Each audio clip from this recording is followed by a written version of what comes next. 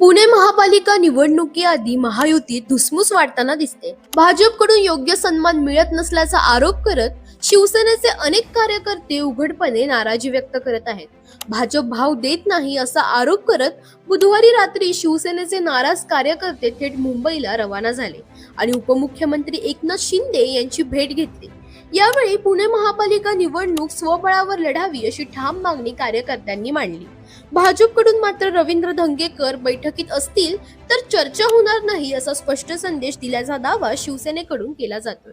धंगेकर नसतील तर जेमतेम 9 ते 10 जागा देऊ असे संकेत भाजपने दिल्यामुळे असंतोष आणखीन वाढला आहे. शिवसेनेच्या कार्यकर्त्यांचं म्हणणं आहे की कार्यकर्त्यांना संधी मिळाल्याशिवाय पक्ष शहरात कसा वाढणार. मात्र शहर पातळीवरील नेते फक्त स्वतःपुरताच विचार करत असल्याचा आरोपही केला जातो. आता सर्वांचं लक्ष एकनाथ शिंदेकडे लागलं आहे.